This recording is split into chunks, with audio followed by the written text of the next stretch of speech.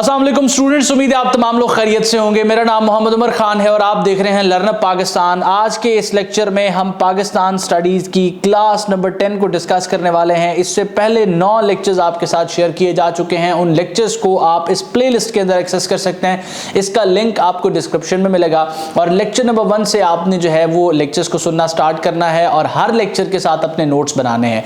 इसके बाद वो तमाम कैंडिडेट्स जो कि 1 पेपर एग्जाम को स्पेसिफिकली FIA को, डिप्टी अकाउंटेंट को या किसी भी और वैकेंसी को प्रिपेयर कर रहे हैं और डेली बेसिस पे फ्री मटेरियल के साथ इंटरेस्ट रहना चाहते हैं, तो आप तमाम स्टूडेंट्स ने हमारी व्हाट्सएप कम्युनिटी को ज्वाइन कर लेना है। अब ये व्हाट्सएप कम्युनिटी जो है ये बिल्कुल फ्री ऑफ कॉस्ट है, ये बिल्कुल फ्री है और इसका लिंक आपको डिस्क्रिप्शन में मिल जाएगा। डेली बेसिस पे यहाँ फ्री प्रिपरेटरी मटेरियल स्टूडेंट के साथ हम शेयर करते हैं, तो अगर उसको एक्सेस आप करना चाहते हैं तो हमारी स्टूडेंट कम्युनिटी को ज्वाइन कर लीजिए। और इन केस वो लिंक आपके लिए काम ना करे तो इस नंबर पर आपने एक व्हाट्सएप मैसेज कर देना, हमारी टीम आपको कम्युनिटी में ऐड कर देगी। अब बढ़ते हैं अपने लेक्चर के टॉपिक की तरफ और आज हम डिस्कस करने वाले हैं अकबर को।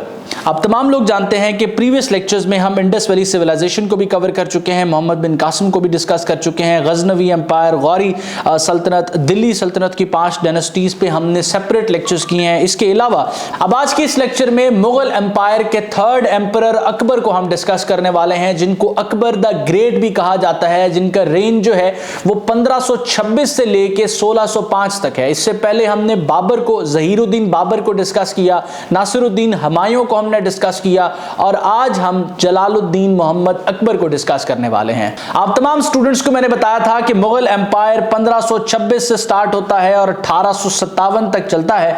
ये जो मुगल पीरियड है ये 2 हिस्सों में डिवाइडेड है। सबसे पहले आपके ग्रेटर मुगल आते हैं जो कि 6 हैं और उसके बाद लेटर मुगल आते हैं। ग्रेटर मुगल 1526 से लेके 1707 तक चलते हैं और उसके बाद आपके लेटर मुगल आते हैं जो 1707 से 1857 तक चलते हैं। उसके बाद ईस्ट इंडिया कंपनी ने वॉर ऑफ इंडिपेंडेंस के बाद जो है बरसगीर पाको हिंद का कंट्रोल जो है वो संभाल लिया था। अब हम स्टार्ट करते हैं जरा हुमायूं के टेन्योर से। आप तमाम लोग जानते हैं कि 1540 में बैटल ऑफ बिलीग्राम या बैटल ऑफ कनूज हुई थी, जो कि हुमायूं हार गया था। और किससे हारा था? शेर शाह सूरी से, जिसके बाद वो सेल्फ एग्जाइल में चला गया था। हुमायूं मुख्तलिफ इलाकों में भटकता रहा लेकिन उसकी मदद किसी ने ना की, हत्ता के 1555 के अंदर ईरान के शाह ने उसकी मदद का वादा किया और उसको एक आर्मी देकर भेजी और जिस आर्मी के साथ उसने सूरी डायनेस्टी का इख्तिताम किया। उस वक्त सिकंदर सूरी के साथ, सिकंदर शाह सूरी के साथ जो है उसकी एक लड़ाई होती है जिसको बैटल ऑफ दिल्ली भी कहते हैं। तो उसके बाद वो दिल्ली के तख्त का कंट्रोल दोबारा से हासिल कर लेता है और 1555 के बाद 1556 का वो साल है जिसमें हुमायूं दीन पनाह के किले की लाइब्रेरी से गिर के, सीढ़ियों से गिर के जख्मी हो जाता है और उसके बाद उसकी वफात हो जाती है। तो इस वक्त आप पिक्चर देख रहे हैं कि हुमायूं का वो दौर है, 1556 का साल है कि हुमायूं दीन पनाह के किले में उसका जो कुतुब खाना है उसकी सीढ़ियों से गिर के जख्मी हो जाता है और जख्मों की ताब ना लाते हुए वो इस दुनिया से कूच कर जाता है। उस वक्त जो अकबर है वो काला नूर के इलाके में होता है और उसके साथ होता है बहराम खान। तो जैसे ही हुमायूं की मौत की खबर फैलती है तो बगावत का डर होता है। 400 किलोमीटर का फासला होता है दिल्ली के दरमियान और 400 किलोमीटर दूर कालानूर का इलाका होता है जहां पर अकबर इस वक्त मौजूद होता है। तो बगावत के डर से जल्द ये खबर बहराम खान तक पहुंचाई जाती है और कालानूर के इलाके में ही अकबर को जो है एक बादशाह डिक्लेयर कर दिया जाता है, सुल्तान डिक्लेयर कर दिया जाता है, शहनशाह डिक्लेयर कर दिया जाता है। उस वक्त जो वर्ड है बादशाह के लिए और एम्परर के लिए वो शहनशाह का यूज किया जाता है। और बहराम खान जब अकबर को शहनशाह बनाता है तो अकबर की उम्र 14 साल होती है। अब जरा कुछ फैक्ट्स अकबर के हवाले से देख लेते हैं। अब तमाम लोग जानते हैं कि जब 1540 में बैटल ऑफ कनूज या बैटल ऑफ बिलीग्राम हुई जिसमें हुमायूं हार गया था, तो उसके बाद सिंध के इलाके उमरकोट में 1542 के साल में अकबर की पैदाइश होती है। तो अकबर की पैदाइश के बाद अकबर जो है अपने वालिद के साथ और उसके बाद अपने चचा की सुपरविजन में भी अपनी परवरिश प्रवेश हासिल करता है और फाइनली जब दिल्ली के तख्त पर हुमायूं दोबारा से कंट्रोल करता है तो अकबर जो है उस वक्त तकरीबन 13 से 14 साल उसकी उम्र होती है और जब उसका बाप इस दुनिया से जाता है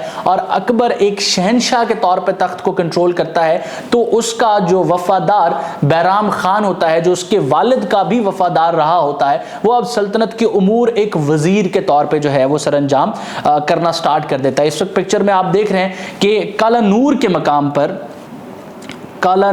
मकाम पर तख्त पोशी की जाती है अकबर की, जिसकी उम्र उस वक्त 14 साल होती है और जैसे ही ये तख्त पर बैठता है तो कंट्रोल कौन संभाल लेता है? बैराम खान कंट्रोल संभाल लेता है और ये एक वजीर के तौर पे कंट्रोल संभालता है। अब यहां से कहानी एक दूसरा रुख लेती है। मैंने आप तमाम स्टूडेंट्स को बताया कि 1556 के साल में हुमायूं इस दुनिया से चला जाता है, तो जैसे ही सुल्तान की वफात होती है मुख्तलिफ इलाकों से बगावत उभरना स्टार्ट होती है।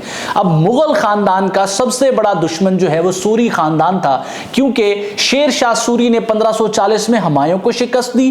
15 साल मुगलों की तरफ से एक वैक्यूम रहा, हिंदुस्तान पर यह हुकूमत नहीं कर सके। 1555 में दोबारा से आके हुमायूं ने क्या किया? सूरी डायनेस्टी का खात्मा किया। उस वक्त शेर शाह सूरी मर चुका था, क्योंकि मैंने आपको बताया था कि 1540 से 1545 के दरमियान ही शेर शाह सूरी जिंदा रहा था। तो हुमायूं ने 1555 में दोबारा से दिल्ली के तख्त का कंट्रोल हासिल किया, लेकिन जैसे हुमायूं की मौत होती है तो दोबारा से ईस्टर्न साइड पे हुकूमत करता हुआ सूरी खानदान ये ख्वाब देखता है कि हिंदुस्तान पर अपना कंट्रोल दोबारा से हासिल किया जाए। तो इनका एक वजीर, इस सल्तनत का एक वजीर जिसका नाम हिमू होता है, ये जो है आगरा और दिल्ली के ऊपर कब्जा कर लेता है। अब यहां आपने बैकग्राउंड समझा कि जो बैराम खान है, जो हुमायूं का और अकबर का वफादार था, और साथ साथ अकबर जो कि इस वक्त शहंशाह बन चुका था, वो कालानूर के इलाके में थे। तो अब कालानूर के इलाके में शहंशाह है, दिल्ली का तख्त और आगरा का जो शहर है वो बिल्कुल खाली था, तो हिमू ने आकर यहां पर कब्जा कर लिया। बहरहाल बैराम खान 14 साल के शहंशाह अकबर को लेके दिल्ली की तरफ चलता है और दिल्ली से ठीक 90 किलोमीटर दूर, जहां अकबर के दादा ने इब्राहिम लोदी को शिकस्त देकर लोदी डायनेस्टी का इख्तिताम किया था, दोनों फौजें आमने सामने आ जाती हैं। और इस बार मुगलों को लीड करने वाला जो इंसान है वो अकबर है, जिसकी उम्र 14 साल है और वो किसकी सुपरविजन में है? वो बैराम खान की सुपरविजन में है। जंग होती है और बड़ी मजबूत जंग होती है, जिसमें पलड़ा भारी होता है हिमू का, लेकिन अचानक तारीख बताती है कि एक तीर हिमू को आकर लगता है और वो उसकी आंख में लगता है। बादशाह जख्मी हो जाता है, जिससे हिमू की फौज का हौसला जो है वो पस्त हो जाता है। उनको लगता है कि हिमू की मौत हो चुकी है, लेकिन ऐसा नहीं होता। बहरहाल ये सेकंड बैटल ऑफ पानीपत है। ये एमसीक्यूज आपसे पूछा जाता है। अगर मुगल सल्तनत के हवाले से दो इंपॉर्टेंट एमसीक्यूज की बात की जाए तो उसमें वॉर्स के हवाले से तो सबसे पहला battle of Panipat, first battle of Panipat है, जो कब लड़ी गई? मैंने आपको बताया 1526 में लड़ी गई। और इस बैटल से मुगल एम्पायर हिंदुस्तान में एस्टैब्लिश हुआ और मुगल एम्पायर दोबारा से कोलैप्स होने वाला था कि 1556 के अंदर जब battle of Panipat, second battle of Panipat हुई, जिसको अकबर ने जीत लिया और हिमू का खात्मा हुआ और मुगल एम्पायर एक सॉलिड फाउंडेशन के साथ दोबारा से बरसगीर पाक हिंद में अपने कदम मजबूत कर लेता है। अब यहां तक आप कहानी को अगर अंडरस्टैंड कर चुके हैं तो आपको यह पता होगा कि शहंशाह अकबर जो है उसकी उम्र 14 साल है और सारा सल्तनत का कंट्रोल किसके पास है? बैराम खान के पास है। लेकिन जैसे ही अकबर की उम्र 18 साल होती है, उसको ये रियलाइज हो जाता है कि सल्तनत के उमूर और जो डिसीजन मेकिंग है वो बैराम खान कर रहा है और मुख्तलिफ जो उसके करीबी लोग होते हैं उनको भी अकबर से वो दूर कर देता है। लिहाजा अकबर बैराम खान को जो है ओहदे से मुस्ताफी होने का कहता है और उसको हज पर भेज देता है। बैराम खान इस चीज पर सख्त नाराज होता है, लेकिन जब वो हज पर जा रहा होता है तो रास्ते में उसको कत्ल कर दिया जाता है। और इस तरीके कार से अकबर जो है सल्तनत पर अपना मुकम्मल कंट्रोल हासिल कर लेता है।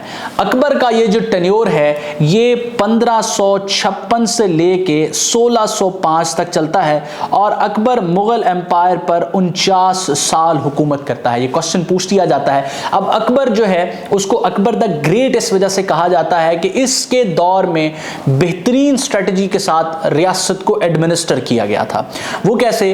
वो इस तरह से कि आपने अगर मेरे प्रीवियस लेक्चर सुने जिसमें मैंने गजनवी एम्पायर के बारे में बताया, जिसमें मैंने दिल्ली सल्तनत को स्पेसिफिकली डिस्कस किया, तो आप देखते होंगे कि जो मुसलमानों की हुकूमत थी वो नॉर्थ तक होती थी, नॉर्थ इंडिया तक थी, वो साउथ की तरफ एक्सपैंड नहीं कर पाते थे।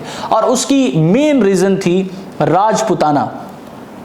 राजपुताना जो है, मुख्तलिफ राजपूत जो महाराजा थे उनका एक अलायंस था, उनकी एक यूनिटी थी, जिसकी वजह से राजपुताना को हराना और साउथ की तरफ रियासत को एक्सपैंड करना एक बहुत बड़ा चैलेंज था। अकबर ने देखा कि तमाम जंगें तलवार से नहीं जीती जा सकती। वो एक इलिटरेट इंसान था, वो पढ़ नहीं सकता था, लेकिन फिर भी उसने ये स्ट्रेटजी बनाई कि वो मुख्तलिफ लोगों के साथ, मुख्तलिफ राजपूतों के साथ अलायंस क्रिएट करना उसने स्टार्ट किया। और ये अलायंस था उसकी स्ट्रेटजी कि वो राजपूत खानदानों के अंदर उसने शादी करना स्टार्ट की।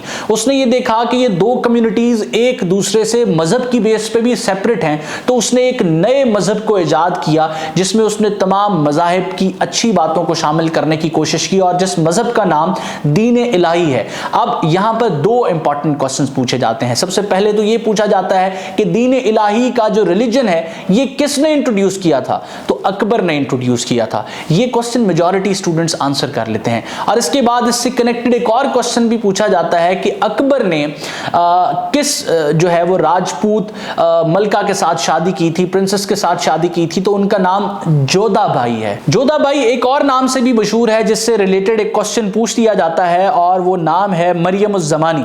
तो क्वेश्चन आपसे पूछा जा सकता है कि मरियम उज़ ज़मानी जो है, मरियम उज़ ज़मानी ये किसका नाम है? तो आपको पता होना चाहिए कि जोधाबाई जो है उसका दूसरा नाम मरियम उज़ ज़मानी भी था। अब ये तो वो स्टोरी है जिससे हमने डिस्कस किया कि कैसे अकबर ने हुमायूं के बाद तख्त का कंट्रोल हासिल किया, कौन सी इनिशियल स्ट्रगल्स उसने फेस की, और किस तरीके से बेहतरीन एडमिनिस्ट्रेशन की वजह से उसने 49 साल का अरसा इस खित्ते के ऊपर हुकूमत की, और किस तरह से उसने अपनी रियासत को साउथ साइड पे भी एक्सपैंड किया जो इससे पहले के बादशाह एम्परर्स ना कर सके थे। अब इस लेक्चर को मजीद आगे बढ़ाते हुए वो तमाम कैंडिडेट्स जो वन पेपर एग्जाम के लिए प्रिपेयर कर रहे हैं, चाहे FIE के लिए प्रिपेयर कर रहे हैं, डिप्टी अकाउंटेंट के लिए प्रिपेयर कर रहे हैं, किसी भी और सीट के लिए प्रिपेयर कर रहे हैं, अगर किसी ऐसी किताब पर रिलाई करना चाहते हैं जो कवर टू कवर उनको गाइडेंस दे, तो वो एलिमेंट्स ऑफ वन पेपर पर रिलाई कर सकते हैं। ये किताब आप करीब 3 स्टोर से हासिल कर सकते हैं। करीब 3 स्टोर से जब भी खरीदें तो ये किताब की पिक्चर आप दिखाएंगे, आपको एलिमेंट्स ऑफ वन पेपर मिल जाएगी। और याद रहे कि जब एलिमेंट्स ऑफ वन पेपर को परचेज करें तो इसके साथ मॉडल पेपर्स हैं, इसके साथ बबल शीट्स हैं, और इसके साथ साथ सप्लीमेंट्री मटेरियल के तौर पे आपको एक प्रॉपर स्केड्यूल दिया जाता है। तो इन सारी चीजों को आपने लेना है। इसके अलावा इसके साथ आपको QR कोड प्रोवाइड किए जाते हैं जिसके थ्रू आप वीडियो लेक्चर्स को भी एक्सेस कर सकते हैं। किताब के साथ वीडियो लेसन्स आपको एक्सप्लेन करते हैं कि इस किताब को आप कैसे यूज कर सकते हैं। इसके अलावा आपकी असेसमेंट के लिए QR कोड भी मौजूद है। तो करीब 3 स्टोर से भी आप कोऑर्डिनेट कर सकते हैं। ऑनलाइन ऑर्डर करने के लिए इस नंबर पर व्हाट्सएप करेंगे, हमारी टीम आपको इस किताब की तमाम डिटेल्स प्रोवाइड कर देगी। अब ये वो फैक्ट्स हैं जो एग्जाम पर्सपेक्टिव से आपके लिए इंपॉर्टेंट हैं। वर्बली तो मैंने तमाम चीजें आपको बताई, अब रिटन फॉर्म में आप यहां देख सकते हैं। सबसे पहले आप देखें कि अकबर जो है वो उमरकोट के इलाके में पैदा हुआ। 1542 की डेट आपने याद रखनी है। बाद रिसोर्सेज 1543 भी बताते हैं, लेकिन 1542 की जो डेट है उसको आपने याद रखना है। इसके वालिद का नाम हुमायूं था जो कि इससे पहले मुगल एम्पायर पर हुकूमत कर रहा था, और इसकी वालदा का नाम हमीदा बानो बेगम था। ये भी MCQs में पूछा जा सकता है।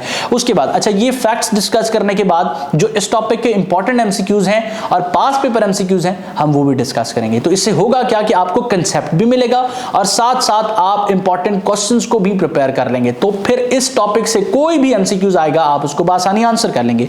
नेक्स्ट आप देख सकते हैं कि इसने जो मुगल एम्पायर है उसका कंट्रोल, या जो मुगल का तख्त है उसका कंट्रोल कब हासिल किया? 14 साल की उम्र में हासिल किया, और उस वक्त ये काला नूर के मकाम पर मौजूद था, और बैराम खान जो है उसकी सुपरविजन में इसने इसकी जो है वो तख्त नशीनी हुई। नेक्स्ट आप देख सकते हैं कि बैराम खान ने असिस्ट किया था अकबर को, उसने हेमू को हराया, और जब हेमू को हराया तो वो सेकंड बैटल ऑफ पानीपत है जो कि कब लड़ी गई थी? 1556 के अंदर लड़ी गई थी। तो ये तो दो इंपॉर्टेंट MCQs हैं कि फर्स्ट बैटल ऑफ पानीपत कब हुई? 1526 में हुई, और सेकंड कब हुई? 1556 के अंदर हुई।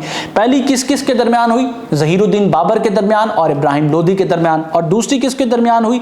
अकबर के दरमियान और हेमू के दरमियान। नेक्स्ट आप देख सकते हैं कि अकबर 18 साल का था जब उसने बैराम खान को डिसमिस कर दिया था। उसके बाद मालवा को जो है वो अकबर की कमांड पर आदम खान ने जो है वो कॉन्कर किया था। आदम खान जो है बेसिकली इसका फॉस्टर ब्रदर था, एक गुलाम थी महामंगा जिसने अकबर को जो है उसकी परवरिश की थी, और ये बेसिकली जो है इसके चचा के दरबार में थी। उसके बाद नेक्स्ट आप देख सकते हैं कि अकबर जो है उसने हारका बाई से शादी की थी, जिसका नाम जो है हम जोधा बाई के तौर पे भी जानते हैं, और जिसका बाद में मरियम उज़ ज़मानी के तौर पे भी नाम रखा गया था। नेक्स्ट उसके बाद आप देख सकते हैं कि हिंदुओं के ऊपर जो उनकी बेसिकली जो पिलग्रिमेज टैक्स था, जो उनकी यात्रा के ऊपर एक टैक्स लगाया जाता था, उसको 1563 के अंदर अकबर ने खत्म किया, और जो जिजिया हिंदुओं से वसूल किया जाता था उसको 1564 में खत्म किया। अकबर की एडमिनिस्ट्रेशन में सबसे बड़ी स्ट्रेटजी ये थी कि उसने तमाम लोगों के दिल जीतने की कोशिश की। यही वजह है कि कुछ लोग अकबर की उसके रीजन में पूजा भी करते थे, तो इसने हिंदुओं पर लगाए हुए टैक्स को खत्म किया और इसके साथ साथ अवाम के अंदर मकबूल होने की कोशिश की, और जिस मकसद में वो काफी हद तक कामयाब भी हो गया था। उसके बाद अगर आपसे एमसीक्यूज के तौर पे पूछा जाए कि मनसबदारी निजाम जो है वो किसने बनाया, तो मनसबदारी निजाम बेसिकली अकबर ने इंट्रोड्यूस किया था। अब मनसबदारी निजाम मिलिट्री और एडमिनिस्ट्रेटिव लेवल से इंट्रोड्यूस करने का मकसद क्या था कि उसने मुख्तलिफ रैंकिंग्स को इंट्रोड्यूस करवा दिया। आर्मी के अंदर भी मुख्तलिफ रैंक्स थे और उन रैंक्स के अंडर कुछ रिस्पॉन्सिबिलिटीज थी, तो एक सिस्टमैटिक वे में चीजों को एडमिनिस्टर करने के लिए उसने मनसबदारी निजाम को जो है इंट्रोड्यूस करवाया था। तो अगर क्वेश्चन पूछा जाए कि मनसबदारी निजाम किसने इंट्रोड्यूस करवाया, किस मुगल एम्परर ने, तो अकबर ने इंट्रोड्यूस करवाया। उसके बाद टोडरमल जो कि शेर शाह सूरी के दौर से फाइनेंस मिनिस्टर के तौर पे दरबार के अंदर फराइज सरंजाम दे रहा था, ये इसका भी फाइनेंस मिनिस्टर था, अकबर का भी फाइनेंस मिनिस्टर था, और इसकी रिकमेंडेशन पर उसने एक रेवेन्यू सिस्टम जो है वो स्टार्ट किया, जिसकी बेसिस पे वो एग्रीकल्चरल प्रोड्यूस के ऊपर टैक्स लगाता था, और ये tax 1/3 of the average of produce होता था जो पिछले 10 सालों की रही है। उसके बाद अगर आपसे क्वेश्चन किया जाए कि आगरा फोर्ट किसने कंस्ट्रक्ट करवाया था, तो आगरा फोर्ट जो है वो अकबर ने कंस्ट्रक्ट करवाया था। अकबर की कंस्ट्रक्शंस में जो है आगरा फोर्ट आप जो है इसको इंक्लूड करेंगे। इसके बाद चित्तौड़ को भी कैप्चर किया गया, और चित्तौड़ के बाद गुजरात को पर्सनली अकबर की तरफ से कॉन्कर किया गया, और इस खुशी में उसने बुलंद दरवाजा जो है वो कंस्ट्रक्ट करवाया था। ये इसकी आर्किटेक्चर के अंदर एक और शाहकार है जिसको आप ऐड करेंगे, तो आगरा फोर्ट के हवाले से भी क्वेश्चन पूछा जा सकता है कि आगरा फोर्ट किसने कंस्ट्रक्ट करवाया। बुलंद दरवाजा के हवाले से भी क्वेश्चन हो सकता है कि किसने कंस्ट्रक्ट करवाया। उसके बाद फतेहपुर सिकरी को इसने अपना कैपिटल बनाया था, जहां पर इबादत खाने को कंस्ट्रक्ट करवाया था। इबादत खाना एक ऐसी जगह थी जहां पर मुसलमान और दूसरे मज़ाहिब से ताल्लुक रखने वाले लोग आके इबादत कर सकते थे, तो इबादत खाने की कंस्ट्रक्शन जो है फतेहपुर सिकरी में किसने करवाई थी, ये भी एमसीक्यूज है, ये भी अकबर ने करवाई थी। अगेन दीन इलाही के हवाले से क्वेश्चन किया जाता है जो अकबर के साथ एसोसिएटेड है। अकबर की जो मौत है वो 27 अक्टूबर 1605 को हुई, 1605 को हुई, और इसका बेटा जिसको सलीम कहते हैं और लेटर जिसने टाइटल ऑप्ट किया था जहांगीर का, वो तख्त पर बैठता है और अपनी हुकूमत को स्टार्ट करता है। क्वेश्चन यहां पर ये पूछे जा सकते हैं कि कैपिटल्स के हवाले से अगर हम बात करें तो फतेहपुर को कैपिटल बनाया गया, फतेहपुर को कैपिटल बनाया गया, फतेहपुर सिकरी को। और ये कैपिटल कब बनाया गया, ये बनाया गया जी 1571 से लेके 1585 तक। उसके बाद 1585 से ऑनवर्ड जो है 1599 तक ये जो है लाहौर को कैपिटल बनाया गया, लाहौर को, और उसके बाद कैपिटल दोबारा से आगरा में शिफ्ट हो गया था। आगरा में 1599 से जो ऑनवर्ड है वो कैपिटल आगरा के अंदर शिफ्टेड था। तो अगर क्वेश्चन किया जाए कि फतेहपुर सिकरी में किस मुगल एम्परर ने जो है वो शिफ्ट करवाया कैपिटल, तो अकबर ने शिफ्ट करवाया 1571 से 1585 के दरमियान। उसके बाद 1585 से 1599 तक लाहौर में ये कैपिटल रहा, देन आगरा की तरफ वापस शिफ्ट हो गया। अच्छा, अब ये हमारा टॉपिक था जिसमें हमने अकबर से रिलेटेड डिस्कस किया, बुलेट पॉइंट्स को भी डिस्कस किया, और वो तमाम फैक्ट्स मैंने आपको बताए जो एमसीक्यूज के हवाले से इंपॉर्टेंट है। अब अकबर के दरबार में 9 उसके मिनिस्टर्स थे जिसको नवरत्न्स के नाम से याद किया जाता है। ये वो 9 स्कॉलर्स थे जो मुख्तलिफ रिलीजन से ताल्लुक रखते थे और प्योरली मेरिट बेसिस पे इसके दरबार का हिस्सा थे। अब उसमें 3 हिंदू थे, जिसमें एक टोडरमल भी था, बीरबल भी था, और इसी तरीके से अबुल फजल का जो नाम है वो भी उन नवरत्नों में जो है वो शामिल किया जाता है। अब हम डिस्कस करेंगे उन एमसीक्यूज को जो कि पास्ट पेपर से सोर्स्ड हैं। पास्ट पेपर्स के अलावा ये वो एमसीक्यूज हैं जो आपकी असेसमेंट के लिए इस टॉपिक में से ऐड किए गए हैं। तो इन क्वेश्चंस को आपने खुद सॉल्व करना है और कमेंट सेक्शन में इनका आंसर मुझे बताना है। और इसी तरह के क्वेश्चंस और प्रिपरेटरी मटेरियल के लिए आपने हमारी स्टूडेंट कम्युनिटी को फॉलो कर लेना है। उसका लिंक आपको डिस्क्रिप्शन में मिलेगा। लिंक काम ना करे तो इस नंबर पर आपने मैसेज कर देना, स्टूडेंट कम्युनिटी में आपको ऐड कर दिया जाएगा। पहला क्वेश्चन है, the Mughal ruler who introduced मनसबदारी system was. अब मनसबदारी निजाम किसने इंट्रोड्यूस किया था, हमने अभी डिस्कस किया है। The Din Ilahi was a religious idea started by. तो दीन इलाही जो है ये एक ऐसा रिलीजियस आइडिया था, ये किसकी तरफ से स्टार्ट किया गया था। इसी तरीके से the successor of emperor Humayun was his son. तो हुमायूं का सक्सेसर कौन था। अब एक स्टूडेंट ने सिर्फ क्रैम किया हुआ ना, तो उसको फिर रट्टा लगाने की तरकीब ढूंढनी पड़ेगी कि पहले बाबर आया था या पहले अकबर आया था। तो जब आपने तरतीब से पढ़ा होगा ना कि पहली बैटल ऑफ पानीपत हुई थी बाबर, जहीरुद्दीन बाबर और इब्राहिम लोदी के दरमियान, उसके बाद उसका बेटा हुमायूं तख्त पर बैठा और हुमायूं ने क्या चीजें फेस की, जब आप उसको डिटेल में पढ़ेंगे तो आपको पता चलेगा कि किन हालात में अकबर थ्रोन पर बैठा और किस तरीके से अकबर के बाद जहांगीर आया। तो फिर आपको क्रैम करने की जरूरत नहीं पड़ेगी कि पहले अल्फाबेट्स को आप अपने पास लिख के सिर्फ क्रैमिंग करें, तो वो सिर्फ क्रैमिंग है। नॉलेज ये है कि जब आप उसको समझ लें, अंडरस्टैंड कर लें। उसके बाद आप देख सकते हैं the birth place of Akbar. तो अकबर की बर्थ प्लेस के हवाले से पूछा जा रहा है। The third Mughal emperor Akbar was born in। तो अकबर का जो ईयर ऑफ बर्थ है वो पूछा जा रहा है। Among the following Mughal rulers who was illiterate। तो ये क्वेश्चन भी एक ऐसा क्वेश्चन है जिसको हमने डिस्कस किया है कि अकबर जो है वो पढ़ना नहीं जानता था, लेकिन इलिटरेट होते हुए भी उसने इतना बेहतरीन एडमिनिस्ट्रेशन का निज़ाम कायम किया और साथ साथ उसने मुख्तलिफ स्कॉलर्स को अपने दरबार में जगह दी। तो यही अकबर को अकबर द ग्रेट बनाता है। उसके बाद नेक्स्ट आप देख सकते हैं कि at what age Akbar came to throne of subcontinent after Humayun's death in 1556। उसके बाद when Din Ilahi was introduced who was the first person to accept it. तो दीन इलाही जब इंट्रोड्यूस किया गया था तो पहला पर्सन कौन था जिसने इसको एक्सेप्ट किया। तो पहला पर्सन बीरबल था जिसने इसको एक्सेप्ट किया। उसके बाद when Indian Islamic scholar opposed Din Ilahi, which Indian Islamic scholar opposed Din Ilahi. तो अकबर जो है वो अपने आप को एक मुजद्दिद कहता था, दर हकीकत वो एक मुजद्दिद नहीं था, उसने दीन में खराबियां करने की कोशिश की थी। तो मुजद्दिद कौन था? मुजद्दिद शेख अहमद सरहिंदी थे जिन्होंने इस दीन इलाही को अपोज किया और खुल के अपोज किया। नेक्स्ट आप देख सकते हैं the 9 scholars of Akbar are known as. तो 9 स्कॉलर्स जो थे जो अकबर के दरबार में थे उनको नवरत्न कहा जाता था। बी ऑप्शन इसका दुरुस्त जवाब है। The real name of emperor Akbar was. तो अकबर का अबुल फतेह जलालुद्दीन मोहम्मद अकबर, ये इसका पूरा नाम था। ऑप्शन ए जो है इसका दुरुस्त जवाब है। The famous fort constructed by Akbar in today's Pakistan. अब ये क्वेश्चन आपने सॉल्व करना है। ये लेक्चर में मैंने फैक्ट मिस किया है, इस फैक्ट को आपने सॉल्व करना है कि इसका दुरुस्त जवाब क्या है और कमेंट सेक्शन में मुझे बताना है कि मौजूदा पाकिस्तान में अकबर की तरफ से कंस्ट्रक्ट किया हुआ कौन सा फोर्ट मौजूद है। नेक्स्ट आप देख सकते हैं the famous fort constructed by Akbar in today's India is. तो इंडिया के अंदर जो फोर्ट है वो आपका है आगरा फोर्ट। ऑप्शन बी इसका दुरुस्त जवाब है। अकबर इज बरीड इन। तो अकबर जो है कहां दफन है? अकबर दफन है जी सिकंदरा, आगरा। ऑप्शन ए इसका दुरुस्त जवाब है। 1605 में अकबर की वफात होती है, 1542 में अकबर की पैदाइश होती है और 1556 के अंदर अकबर जो है मुगल थ्रोन पर बैठता है और second battle of Panipat, second battle of Panipat ये इंपॉर्टेंट है, इस बैटल के हवाले से पूछा जा सकता है। एक और बैटल है बैटल ऑफ हल्दी घाट। अब बैटल ऑफ हल्दी घाट कब लड़ी गई और इसमें कौन जीता और मुगल एम्पायर, मुगल फोर्सेस को कौन रिप्रेजेंट कर रहा था, ये आपने सर्च करके कमेंट सेक्शन में इसके बारे में मुझे 2 लाइंस के अंदर बताना है। अब ये चीज़ जब आप सर्च कर लेंगे ना और लिख लेंगे, नोट करके बता देंगे, चाहे आप कॉपी करके ही बता दें, वो आपको कभी भूलेगी नहीं। वो फैक्ट हमेशा आपकी मेमोरी का हिस्सा बन जाएगा। बशर्त ये कि आप उसको सर्च करें, उसको कॉपी करके पेस्ट करें कमेंट्स के अंदर और फिर उसको एक बार पढ़ लें उस आंसर को कि आपने लिखा गया है, फिर वो कभी भी आपको नहीं भूलेगा।